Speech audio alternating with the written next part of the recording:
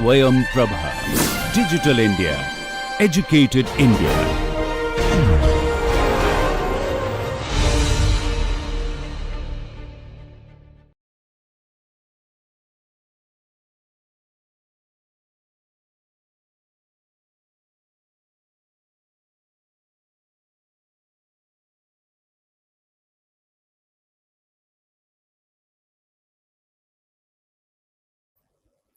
Hello and welcome to session 20 of Human Resource Management. My dear students, we have reached to the stage to discuss about the concept on human resource policies. What is a policy? Policy is a guideline, a framework within which we draft certain rules and regulations. These rules and regulations are the guiding force for us to proceed. For example, in organization, there can be a transfer policy or a promotion policy. So when it comes to this promotion policy, the guideline enables the manager to follow a path so as to reach to the right, distributive and fair with respect to the promotions of employees in the organization.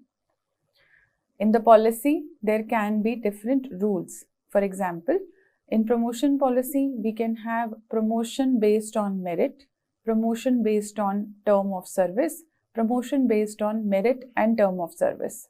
Similarly, for other phenomenon also, the policies can be made, and with the help of these policies, the human resource practices become much easier, much fair and result oriented. So let us dig into this ocean of what kind of different policies exist with respect to human resources in organization and what are different rules and regulations which make this policy a guideline or a path with which the manager has a greater power to move ahead. So this session 20, let's begin with some introductory part. So here the introduction to human resource policy talks about that the HR policies serve as a formal set of guidelines and principles that govern how an organization manages its people. It aligns HR practices with strategic goals while ensuring fairness, consistency, and legal compliance in employee management.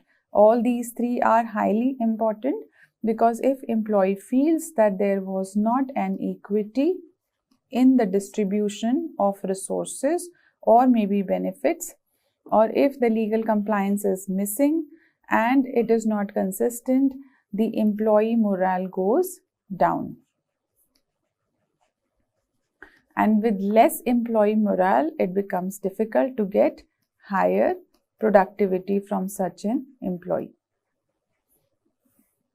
So, scope of HR policy is that it covers recruitment, compensation, it conducts training, welfare and safety. It also provides us with a framework for handling the employees and ensures transparency and organizational environment with compliance to all the norms. So the first concept that we will be discussing is about the details on HR policy. So HR policy is a set of formal guidelines and it supports consistent decision making. Importance of HR policy is that it has to be consistent, that is, it promotes uniform treatment to all the employees. It goes for legal compliance, that is, it adheres to labor laws and ethical standards which are given by the respective governments. It provides clear communication of rights, duties and expectations on the part of the employees. And efficiency is one of the keyword where HR processes, with the help of streamlined HR processes, the conflicts and confusion are reduced. Now, is there any relationship between human resource management and human resource policies? Well, students, they carry a very strong interconnect with each other. The HR policies, they act as a bridge between HR strategy and day-to-day employee empowerment, because the HR strategy cannot be operated or cannot be implemented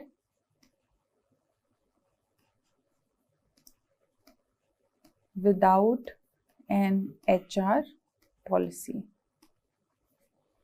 So HRM is a strategic orientation which focuses on aligning people with organizational goals. On the other hand, HR policies are operational. So this is the fundamental difference between the two. One is strategic and the other one is operational. Policies help implement HR practices. So what are different HR practices like recruitment, training, compensation, performance management, etc. And it takes care of fairness and strategic alignment. Then comes framework of human resource management. So human resource management, by now you know extremely well what are the different core functional areas of human resource management. So these include recruitment, selection, training and development, performance management, compensation benefits, employee relations, health and safety of the employees. So that means these are the functions which are to be carried out, and for each function we need to have a policy, and this policy will help us to carry out these functions effectively. So how do we link policy with strategy? First thing is that we have to have an alignment between the two. So HR policies are designed in a manner that supports the business objectives. Because they support the business objective, hence HR policies are indirectly aligned with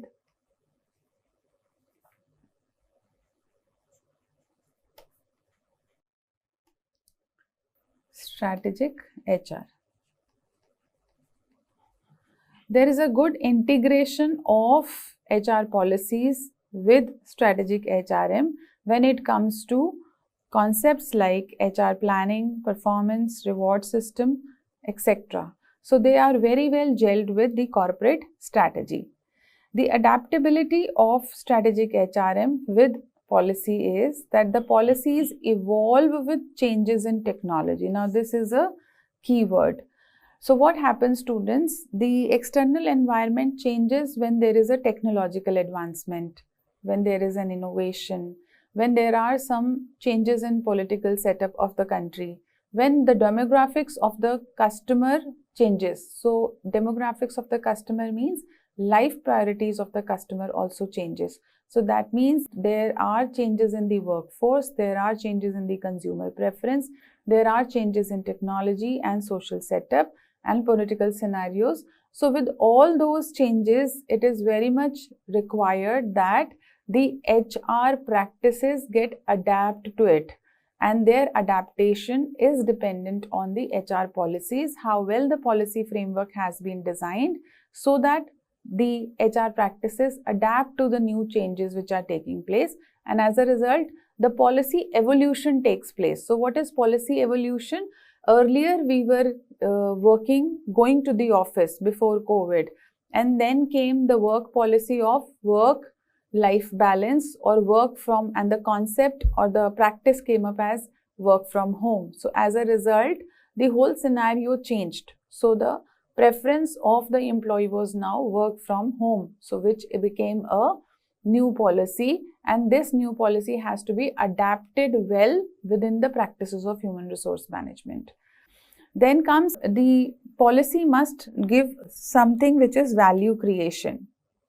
So it must treat employees as strategic assets contributing to organizational success. We have discussion on human beings as human assets in the concept of human resource accounting, where they were related to the financial performance contribution by each employee. So the similar thing here we are talking about, that the strategic HRM treats the employees as strategic assets and the policy helps them achieve the same. Now there is a HR policy cycle. This cycle is formulation to implementation. So these are different steps from formulation, starting from formulation to the implementation of HR policy. So HR policy doesn't work in isolation. It has to work in sync with the other policies which are going on in organization. There can be financial policy, marketing policy, supply chain policy, operational policy, etc. So HR policy also has to undergo different stages in the cycle of formulation and then finally coming up as an implemented tool. So let us see what are the stages in HR policy formulation in the organization. So the first step is formulation of the HR policy. Here we identify the HR needs. So the first step is identification of requirement, why HR policy is needed. Second, if we frame that HR policy, are there any legal requirements to be carried out before we frame it? For example, we go for an HR policy framing with respect to termination of services. So, or separation policy of an employee, how an employee will be separated from the organization. So, within that has to be made in the within the boundaries of legal framework that permits that yes, you can retrench an employee under certain conditions, or you can lay off an employee under certain conditions, or maybe discharge or dismiss an employee under certain conditions. So all those conditions are the legal compliance which have to be followed before the formulation of the policy for separation. So legal requirements and strategic objectives, that is, what is it going to fulfill? What is it going to achieve? What will this policy contribute? So that is the part of formulation of HR policy cycle. Then the second stage of HR policy cycle is approval, wherein the leadership endorses and aligns the HR policy with the organizational goal. So now this becomes the leadership philosophy also, or a part of leadership philosophy also. What becomes a part of leadership philosophy? The HR policy. The third step in HR policy cycle is communication. Now here one has to clearly share the policies with the employees through manuals or portals, and nowadays there are different dashboards or various intranet within which the communication can be spread. So the purpose here is that every stakeholder of the organization, that is every employee, must be aware of what new policy has cropped up, or were there any changes or updation in the existing policies, because they are going to get directly affected by these policy changes. So maybe earlier there was no children education allowance, but now a policy has come up which mentions policy for reimbursement of children education of the employees of XYZ company. So the employee must be aware of it. Unless until he is aware, how will he claim that reimbursement? So communication is essential. Communication with respect to what policies have been framed. The fourth and last stage of HR policy cycle is implementation part. So anything which has been in pen and paper and file has been approved is of not much use unless until it is implemented in right spirit. So HR policy also has to be implemented, and the top management and HR manager together must see it that the policy that was framed has been utilized for better of both, betterment of employee and organization. So in implementation, the policies consistently across the department are applied. Applied here means are practiced. And as for any phenomenon, it is incomplete without the term of review, or we call it as feedback. So this feedback is important here at the stage so that any changes, if required, can be adapted to or can be made. Now, have you ever pondered upon that what is the difference between then HR policy and procedures? So while HR policies define what our organizational intent to do, what they wish to do, HR procedure explain on how to do it. So together they ensure clarity and consistency in managing the employees. HR policies broad statement or principle is what is to be done and why it has to be done. HR procedure is how it has to be done, or maybe by whom it has to be done. So here the policy is the rule book and the procedure is the action plan for implementing that rule. For example, at IMA, the leave policy states that the types of leave available. So this is the leave policy. While the leave procedure explains how to apply, get the approval and record it in the system. I hope students you are now clear about with respect to the difference between HR policy and the procedure. Now let's have some insight onto global versus Indian HR policy perspectives. Because at international level also different HR practices are practiced. Again, why HR practices? To manage the human resources, to keep them motivated, to get best out of them. So these practices are then practiced with the help of different policies and procedures. In the cross-cultural environment, since their laws are different, their industrial laws are different, their political scenario is different, their demographics are different. So there are greater chances that the kind of policies they frame, they also little bit are different than us. Though there can be something called as high performance work systems, which are the cluster of those work systems which are very effective and can be effective across the globe in all conditions. But yes, there definitely has a domestication of things. So the domestic flavor of HR policy differs from India with respect to the global scenario. So let's have a look at this. So HR policies vary across countries based on their labor laws, their culture, their organizational practices, etc. And understanding these differences help design effective and inclusive HR system. So we have to focus on something called as the different differences that exist between the international scenario and the HR scenario in Indian context. Talking about the global perspective, the focus is on diversity, equal opportunity, flexible work, and international mobility. So these are the primary HR focused areas. While in Indian perspective, the emphasis is on statutory compliance, like labor laws are abided by, shops and establishment labor laws, like for example, Shops and Establishment Act. Then there are reservation policies to uplift the underprivileged members of the society. Then structured pay system, like we have central pay commissions. Currently we are running with the 7th pay commission matrix. Then the cultural influence is Indian HR policies often blend professional ethics with social values such as respect for hierarchy and job security, which is probably not much there in the Western world. So we call one terminology which was given by the scientist Hofstede. Hofstede gave the dimensions for culture, wherein one of the dimension was power distance. Now students try to understand what is a power distance. Power distance is the hierarchical distance between the two positions. Now what happens in our country, we have a culture of calling sir and ma'am to the seniors or those who are up in the hierarchy than us, irrespective of the biological age. While in the Western country, the culture is not to call sir and ma'am, rather they call from the first name, even if he is a CEO, COO or CFO of the organization.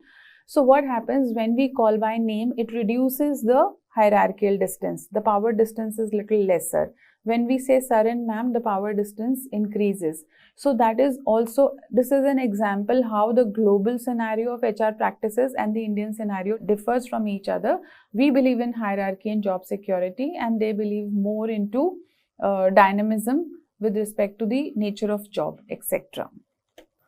Moving on to the third part of today's session, so that is components of HR policy. So what are different components of HR policy? If you can guess anything, I'm sure you can. So the components of policy include policy statement. What is policy statement? It declares the organization's stance or intent on a specific HR area like recruitment policy, leave policy, code of conduct. Then after policy statement is the scope or purpose with which the policy has been formulated. This component of HR policy explains why policy exists and whom it covers, whether the policy is for top management, whether it is for workers, that is blue collar workers, whether it is a gender based policy, so it is for women employees, etc. And the further bifurcations can be specific categories, management and staff. Then comes what are the responsibilities and roles within the policy. So it defines the roles of HR managers, employees in applying the policy. Also the procedures and implementation, how this policy will be implemented. It describes how the policy will be executed and monitored in any given situation or in the given division or department, and then review and amendment in the policy. Any updation or revision required can be done with the feedback from the practitioners. Now let us have some information on independent policies in the HR domain that exist in organization. So the first policy we are talking about is the recruitment and selection policy. The recruitment and selection policy ensures the organization attracts, evaluates, and appoints the right people while promoting fairness and transparency in the system. So the objective is to secure competent employee who aligns with organizational goals and values, and the process for recruitment and selection policy includes first step manpower planning or requisition, second we advertise those vacancies, third we seek for the applications from them, fourth interview takes place, fifth is the final selection, and sixth is the joining procedure. So these are the steps as prescribed by recruitment and selection policy of any organization. So, and the objective was that we select the competent employees.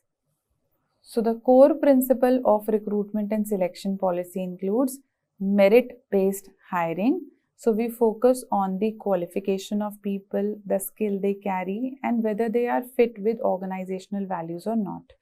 Then comes equal opportunity, so no discrimination based on gender, caste, religion or background. Transparency is all vacancies and criteria are clearly communicated to potential applicants. And when it comes to legal compliance, it adheres to labor laws, equal opportunity legislation and ethical standards. Also, the policy states that there has to be a balance between internal and external hiring system. So it encourages both promotion from within and fresh talent acquisition. So students, you can see the basic principles of one policy. Why these principles are required? So that the manager has a clear-cut guideline how the whole procedure or scenario will work, under what conditions and what steps to be taken, and where the steps will lead the organization to. The second policy we would like to discuss today is the training and development policy. So as we all are aware of that a training and development policy ensures employees continuous enhancement in his skills, knowledge to meet organizational and personal growth needs. So basically T&D is for developing and upskilling the employees. Now the fundamental guideline for training and development policy can be first that the organization must frame a policy which has a lifelong learning. So it encourages continuous learning for adaptability and improvement. Then the policy should be that it has a strategic alignment. So that means training programs are designed to meet organizational goal. Then only we say that it has a strategic alignment, since it is focusing on organizational goal achievement. Then the training and development policy must have an inclusive access. So inclusive, what is inclusive access, students? Inclusive access means that all the organizational employees, irrespective of at what level they are, irrespective of which category they belong to, or any kind of other scenarios, but everyone gets the equal opportunity to be trained, developed, and can have a career planning and succession planning tomorrow for themselves. The next feature of the training and development policy includes result evaluation. So regularly measures the impact of training on performance. If we don't do so, what will happen, students? Our training cost will go all in vain. It will be wasted. As we discussed in human resource accounting, every penny spent on the human resources count as an investment, because then it gives returns in terms of the performance of the employee. But if the employee is not getting trained properly and the impact is not coming very positive, rather it is coming negative, then whole scenario goes waste. So that means what is responsible for it? The training and development policy is highly responsible. If the training and development policy is correctly made, the effect is that we achieve the organizational goals. Now, few more major emphasis areas of training and development policy includes orientation of the employees, onboarding for the new employees. We have already studied that how socialization is important when they join. Technical, behavioral and leadership development initiatives are required. Mentoring, coaching and peer learning practices to be done, and use of digital and blended learning methods to be adopted. So these are all nothing but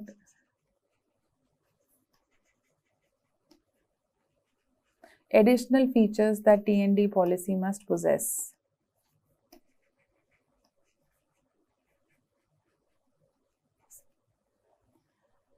Training programs, they enhance both technical and managerial skills, thus promoting promotional growth and institutional excellence.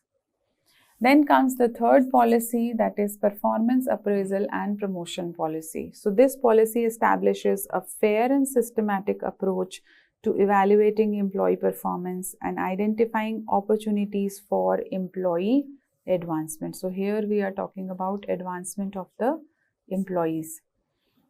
What can be the policy foundations? The fair and equitable promotion opportunities to everyone. Performance orientation, that is, the promotion is based on the performance that the person is given, not subjectivity or any kind of biases. It must be in compliance with all legal formalities, and the policy must be transparent so that employees know it very well that if I perform in a specific manner,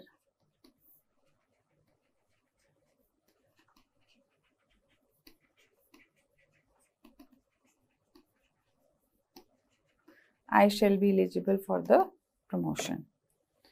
Essential highlights of promotion policy is that it includes structured pay scales and periodic revisions, allowances, incentives, welfare benefits for the staff, retirement and insurance coverage to ensure security, and periodic compensation reviews aligned with business goals. So on the whole, every aspect has been covered where salary is given, taken into consideration, any incentive, allowance or welfare is considered, retirement benefit is considered, and regular reviews considered to update it. Then we can discuss something about the discipline and code of conduct policy. So students, what is discipline and code of conduct policy? What is a code of conduct? Code of conduct is the guideline which enables any employee to follow a specific behavior in organization while he is doing his job or work.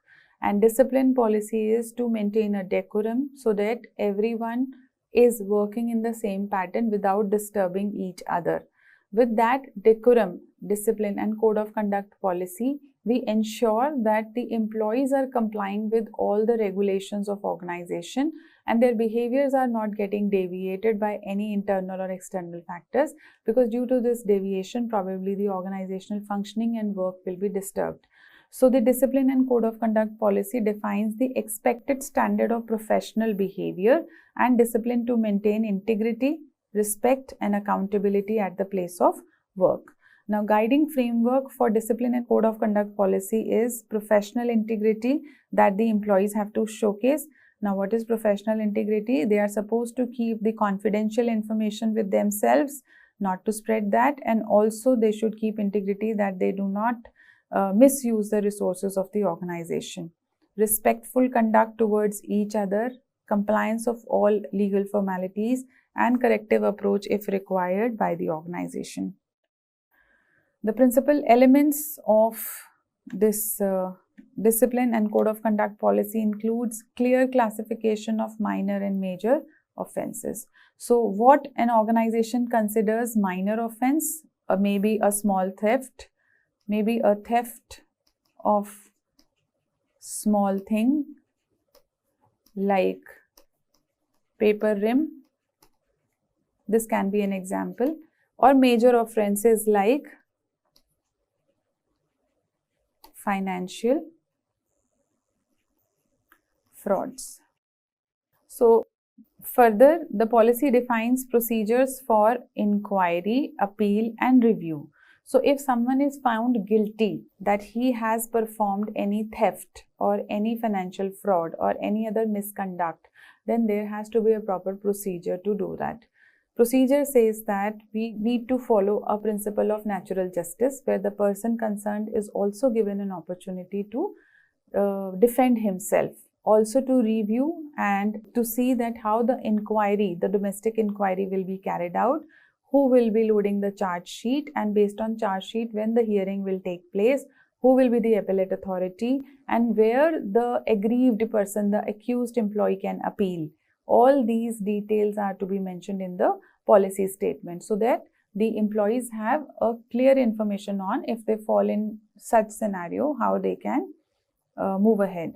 Then protection against victimization and false accusations. Also, the policy must mention certain guidelines which enable the innocent employees to be protected from any kind of victimization and false accusations. Confidential handling of disciplinary matters, that should not be widely spread, or the grapevine should be avoided, otherwise it disturbs the psychological well-being of the person who is getting accused. Then the next module is about policy formulation process, how the policy is formulated in organization. We have discussed examples of many policies like performance appraisal, discipline, code of conduct, recruitment, selection, training and development, etc. Now, what are the steps how such policy is formulated? Formulation of an HR policy involves a systematic process to ensure that the policy aligns with legal requirements, employee needs, and organizational goals. So the policies are then first drafted. After draft, they are reviewed, and then they are approved to align with legal standards and company goals. So finally, they are implemented, communicated, and periodically evaluated for effectiveness, whether they are giving or not. This periodic evaluation is a must, because without which we do not get to know whether the policy statement or the rules that we have made within the policy are of any use or not. Now, what are the steps in the process? First is identify the need, recognize HR issue or gap that require to formulate a policy. Like, for example, if the manager monitors that employees during the workplace time, that is during the work time, they are seen nearby each other's sitting place, chit-chatting, having coffee, discussing or gossiping. So this behavior of employees can be very disturbing with respect to the culture, the code of conduct and organizational productivity. So as a result, the manager may think of that I should draft a policy that there will be regular rounds by the management or by the concerned senior managers. If anyone found not seated on the seat, a strict action or a memorandum will be given to them. So this is a policy. So here what we are highlighting that first the manager has to identify the need for a policy, why that policy is required. So here identify the need, recognize HR issues or gap that require a formal policy. Then information gathering, that is collect data from existing laws, business practices and employee feedback on that issue. Further draft development, that is first draft of that policy is development, where a frame a clear and concise policy draft which has objectives, scope and responsibilities. Now this is at a draft stage. Once the draft is prepared, we have to take the consultation from senior management, HR experts and employee representatives. All of them, they deliberate, they then suggest some opinion, and approval is obtained from official sanction from leadership or the governing bodies, like there are councils and boards which approve. And finally, the communication of approved policy to all stakeholders and implementation of policy into practice through procedures and training, review and revision. Now, factors which influence HR policy formation have certain major determinants. What is the organizational philosophy? That is, what leaders think about this issue, whether they want to have this policy in line or not. Then comes, does legal framework permit us to move ahead with this kind of policy or not? The management styles. So there can be different styles of management, which is participative, autocratic, democratic, laissez-faire, etc. So what is the style of leadership, whether it supports the HR policy or not? And then comes the employee needs, whether the employee needs such policy for their growth and stability both in the organization, and then market conditions which drive it, and socio-cultural factors which give an impact over it. Now, role of top management and HR department is the top management and HR department, they require a collaboration between them. Why this collaboration? So that a smooth execution of policy takes place and it ensures a strategic alignment. So the responsibility of top management with respect to policy is that they provide the strategic direction based on which the policy draft is prepared.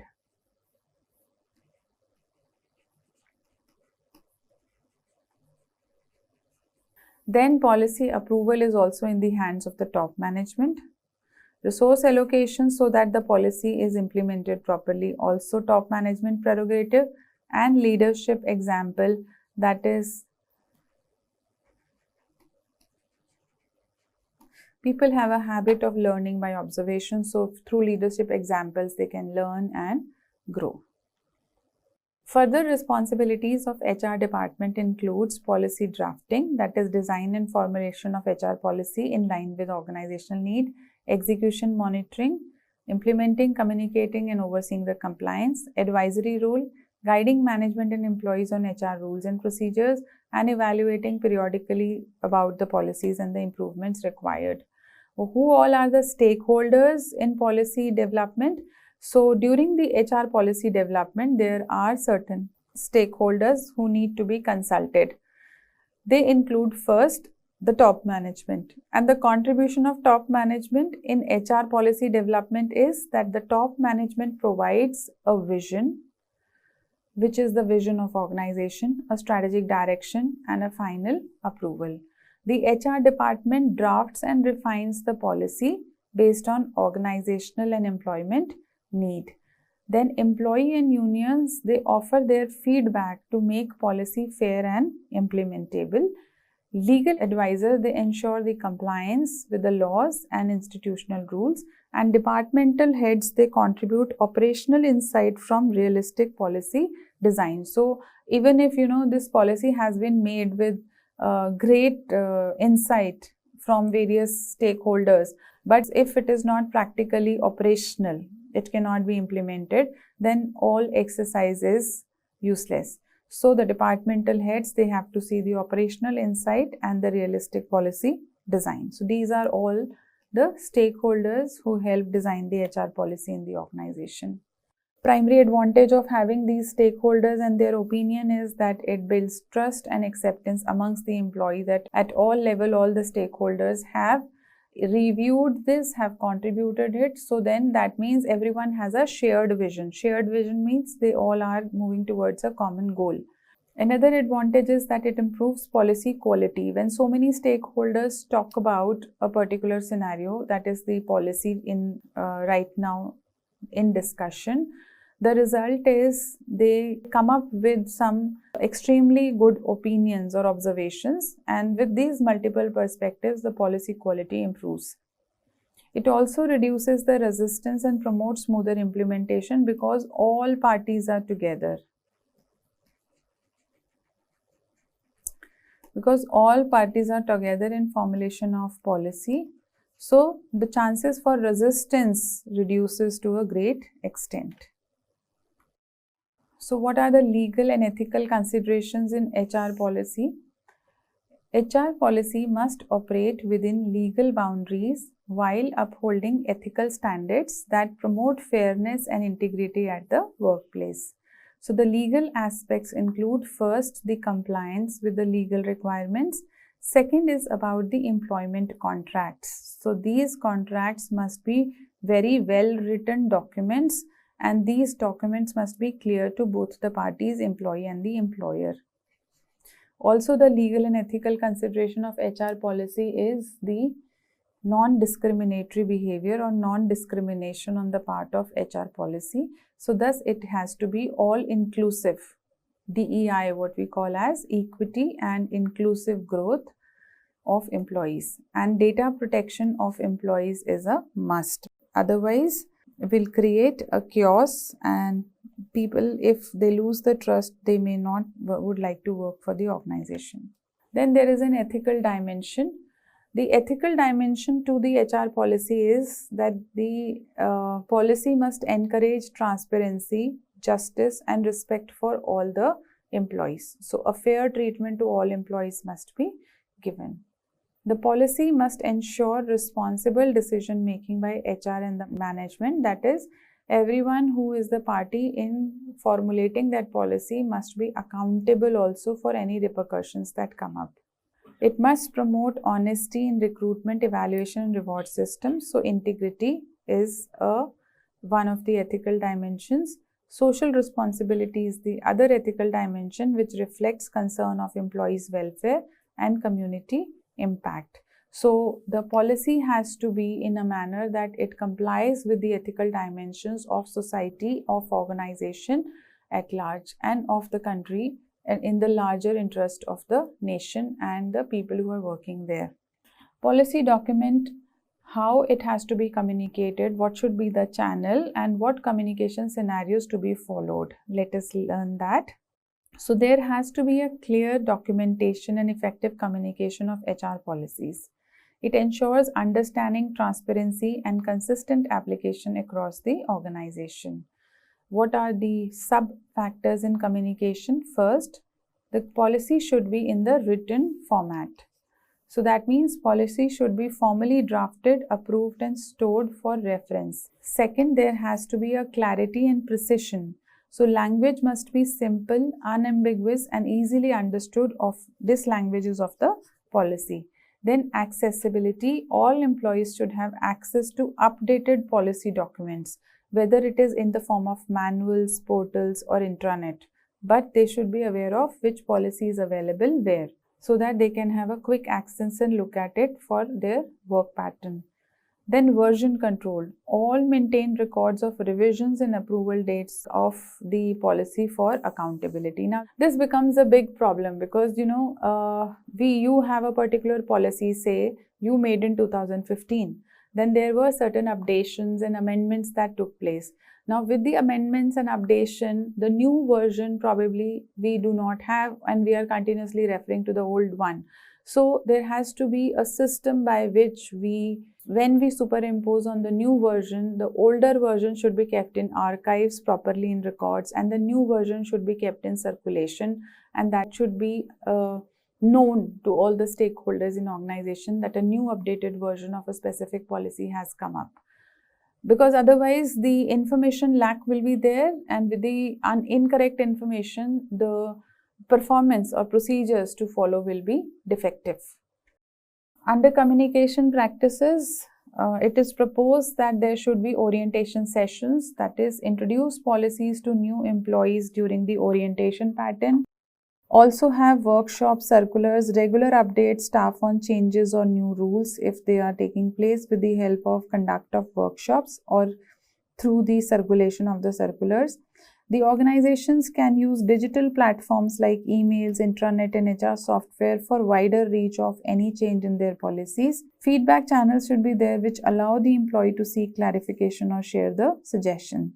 So students, you have seen here what is happening, that how we can make the communication of the policy more effective with the help of scenarios like orientation, workshops, circulars, digital platform, and feedback channels. Next, let us talk about recruitment and selection. So if we have to talk about different sub-functions of human resource management, so under that we have first, that is manpower planning and job analysis. So we have discussed this in the earlier initial sessions. What is manpower planning? This is the right number of people with right skills available for the organization. And it includes that we forecast the future needs, current workforce, identifying gaps, etc. And we further then plan for recruitment or training based on the manpower planning data that we receive. The manpower planning is done with the help of a concept of job analysis, which has two byproducts as job description and job specification. job description, which lists the task and responsibility, job specification that states the required skills and qualification, and serves as a base for recruitment, training, appraisal, and pay decisions. So these are the details of the functional area. Now, in recruitment criteria, there can be qualification and skills. So candidate must meet the required educational professional standards. There must be some experience aligned with the job role and relevant work background. They must carry some traits in terms of behavioral traits that are competencies as teamwork, adaptability, leadership, etc. This we discussed in competency mapping in detail. Cultural fit should be there, so alignment with organizational value and work ethics, and performance potential is the ability to contribute effectively to long-term goals. So what we are discussing here is that if we have to recruit a new employee in organization, then that employee must have certain essential criteria.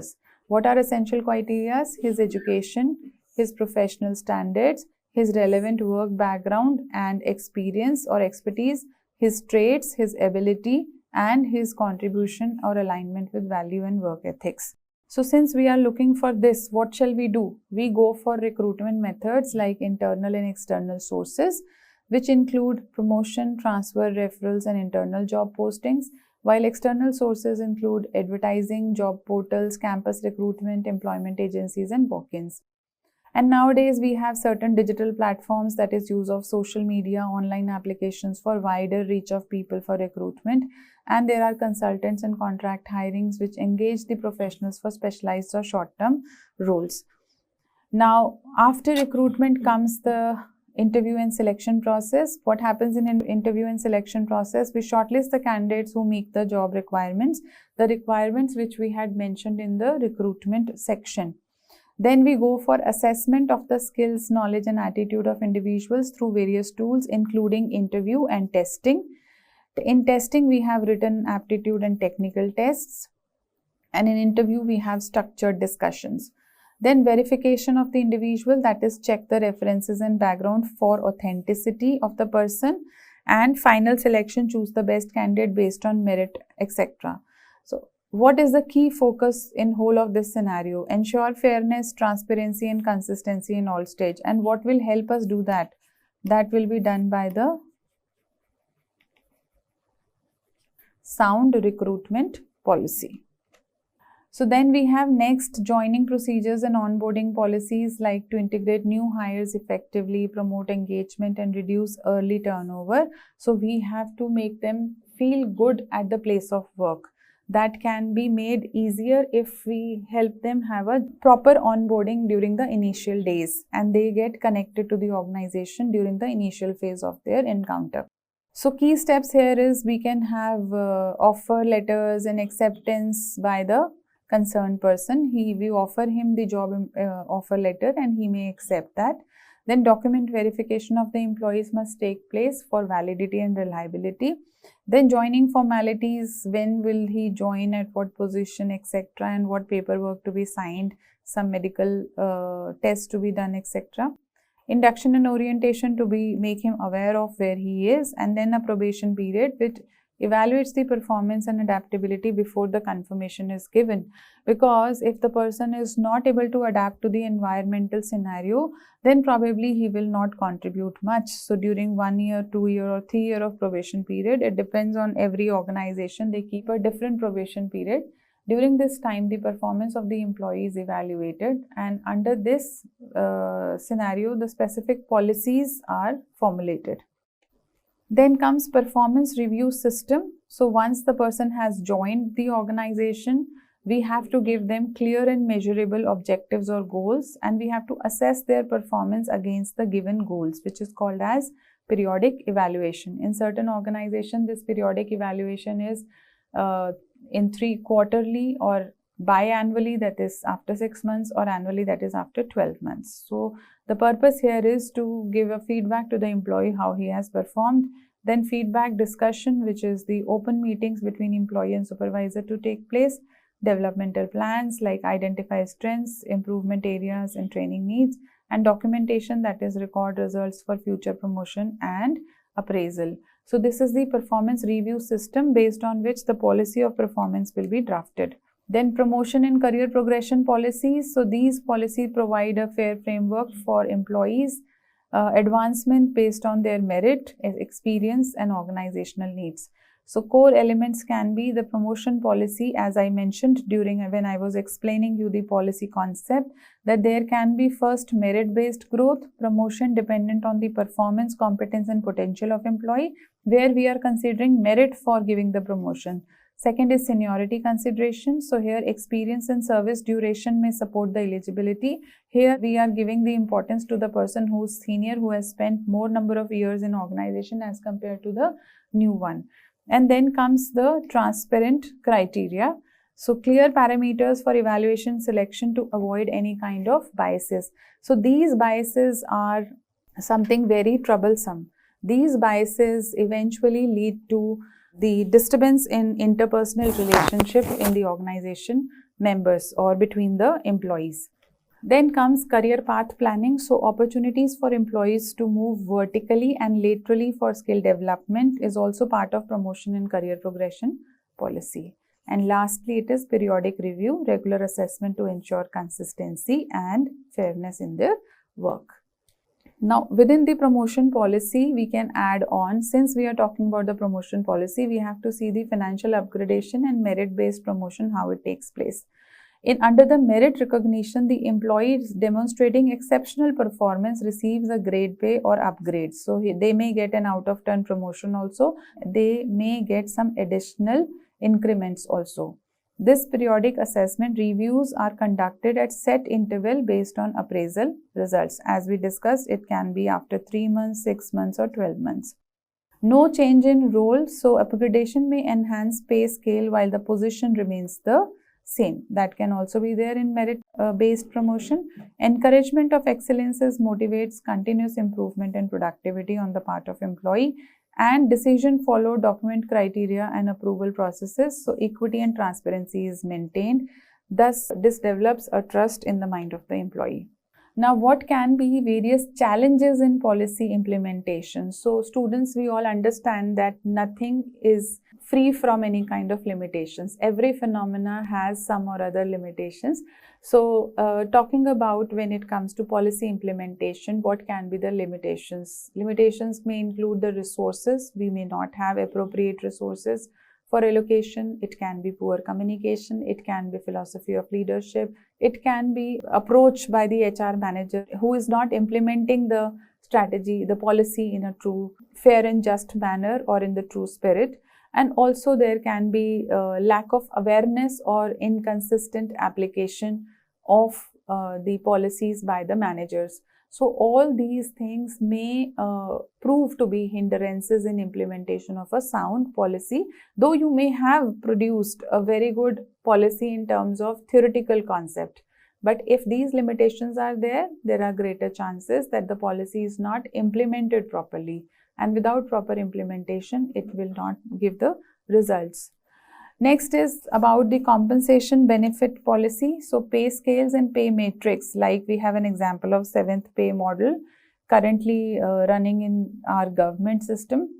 So how these policies are drafted for pay scales and pay matrix?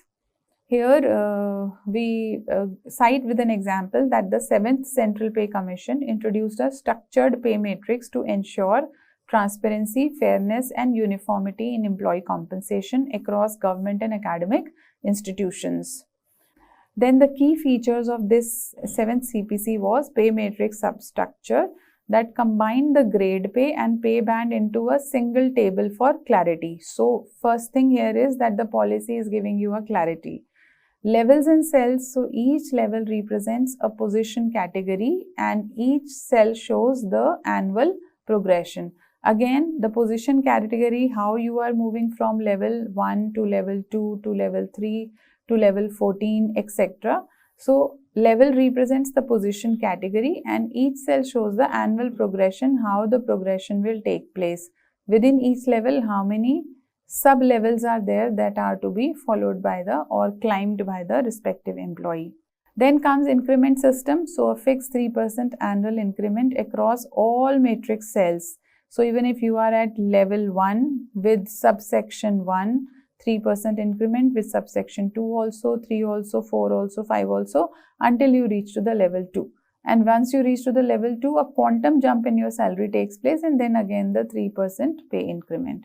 So rationalization aligns pay with responsibility, qualification and experience. So with respect to these 3 parameters, the rationalization of salary takes place, and it is a uniform framework which applies consistently to different category of the employees. So this is an example how a pay scale or pay matrix policy has bound all the employees, whether they are government, semi-government, or to some extent some private organizations also, with the help of clear-cut mentioning of what kind of structure the pay scale carries, how the progression will be, and when we are considering the length of service and when we are considering the merit, etc. So with employee compensation and welfare policies in line, what are the focus areas? Here the policies focus on health, security, work-life balance of the employee. They focus on what allowances, incentives and benefits are given to employees, financial support through dearness allowance, house rent allowance, travel allowance and other allowances as a part of their salary structure, incentives and reward performance to encourage the productivity, benefits like provident fund, gratuity, welfare schemes ensure long-term security, provides medical insurance and reimbursement for employees and dependents, and defines types of leaves like earned leave, casual leave, medical leave or maternity leave, etc. So basically, when it comes to welfare policies, these are the ways, or these are the general welfare policies that Indian organizations follow, or special reference to the government organizations. Now, employee code of conduct and ethical guidelines. So this policy of code of conduct and ethical guidelines has some core directives. So the policy in itself has mention of professional integrity, respect and fairness, compliance, conflict of interest to be reduced, and disciplinary standards to be mentioned within the policy. So the policy document must have all these categories, or must have all these features in it. So workplace discipline and disciplinary actions include clear standards, that is defined rules and expected behaviors for all employees. Progressive action is from verbal warnings to written notices and formal inquiries if they have done a misconduct. Fair procedure is every case handled with due process and confidentiality and evidence, and as I mentioned, the principle of natural justice is also followed. Corrective approach is that focuses on improvement, not punishment. So the purpose is that we have improved performance and we make the person, so we should not punish unless until it is a very heinous offense. We should not punish the person, but we should punish the action. Always remember, we should punish the action, not the person, because if we do so, we lead to the improvement path. And then equal treatment ensures consistency across all levels of staff.